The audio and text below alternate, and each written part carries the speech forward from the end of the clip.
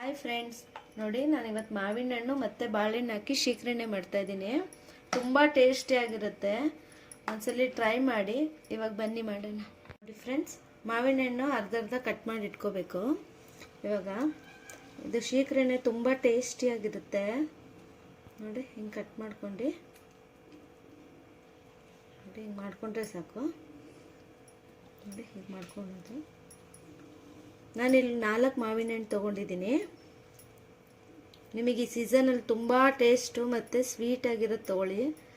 ತುಂಬ ಹಣ್ಣಾಗಿರೋದು ತೊಗೋಬಾರ್ದು, ಮೀಡಿಯಮ್ ತೊಗೊಳ್ಳಿ. ಎಲ್ಲ ಪಲ್ಪ್ ಎಲ್ಲ ತೆಗ್ದಿದ್ದೀನಿ. ನಿಮಗೆ ಈ ಸಣ್ಣ ಕಟ್ ಮಾಡ್ಕೊಂಡ್ರೆ ನಿಮಗೆ ಶೀಕರಣೆ ತುಂಬ ಟೇಸ್ಟು. ನೋಡಿ ನಾನು ಪುಟ್ಬಾಳೆಹಣ್ಣು 2 ತೊಗೊಂಡಿದ್ದೀನಿ. ಇದನ್ನು ಅಷ್ಟೇ ಸಣ್ಣ ಕಟ್ ಮಾಡ್ಕೊಳ್ಳಿ. ಇದು ಆಪ್ಷನಲ್, ಬೇಕಾದ್ರೆ ಹಾಕ್ಕೋಬೋದು, ಇಲ್ಲಾಂದರೆ ಬೇಡ. ಇದು ಹಾಕ್ಕೊಂಡ್ರೂ ಚೆನ್ನಾಗಿರುತ್ತೆ ನಿಮಗೆ. ನೋಡಿ ಹಿಂಗೆ ಸಣ್ಣ ಕಟ್ ಮಾಡಿ ಹಾಕ್ಕೋಬೇಕು. ನೋಡಿ ಚೆನ್ನಾಗಿ ಕಟ್ ಮಾಡಿ ಇಟ್ಕೊಂಡಿದ್ದೀನಿ.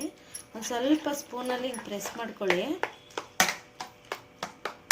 ಹಿಂಗೆ ಮಾಡ್ಕೊಂಡು ಚೆನ್ನಾಗಿ ಕಲಿಸ್ಕೋಬೇಕು. ನೋಡಿ ಬೆಲ್ಲ ತೊಗೊಂಡಿದ್ದೀನಿ. ನಮಗಿಷ್ಟು ಬೇಕಾಗಲ್ಲ, ಸ್ವಲ್ಪ ತೊಗೊಳ್ಳಿ. ಸಣ್ಣ ಜಜ್ಜಿಟ್ಕೊಂಡಿದ್ದೀನಿ.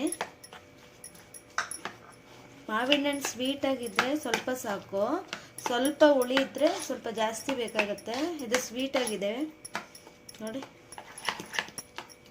ನಿಮಗೆ ತುಂಬ ಚೆನ್ನಾಗಿರುತ್ತೆ. ಇದು ಫ್ರಿಜ್ಜಲ್ಲಿ ಇಟ್ಕೊಂಡು ತಿಂದರೆ ಅಂತೂ ಇನ್ನೂ ತುಂಬ ಚೆನ್ನಾಗಿರುತ್ತೆ. ಸ್ವಲ್ಪ ಏಲಕ್ಕಿ ಪೌಡರ್ ಹಾಕೋತೀನಿ.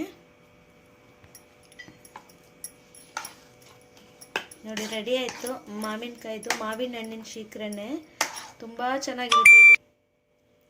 ಇದು ಚಪಾತಿಗೆ ತಿನ್ಬೋದು, ದೋಸೆಗೂ ತಿನ್ಬೋದು, ಬಿಳಿ ಹೋಳಿಗೆ ಬರುತ್ತಲ್ಲ ಅದಕ್ಕೂ ತಿನ್ಬೋದು. ತುಂಬ ಟೇಸ್ಟಿಯಾಗಿರುತ್ತೆ. ನೋಡಿ ಒಂದ್ಸಲಿ ಟ್ರೈ ಮಾಡಿ. ನಮ್ಮ ಮ್ಯೂಜೆ ಕುಕ್ಕಿಂಗ್ ಚಾನಲ್ಗೆ ಲೈಕ್ ಮಾಡೋದು ಮರಿಬೇಡಿ. ಲೈಕ್ ಆ್ಯಂಡ್ ಶೇರ್ ಮಾಡಿ, ಸಬ್ಸ್ಕ್ರೈಬ್ ಮಾಡ್ಕೊಳ್ಳಿ. Thank you.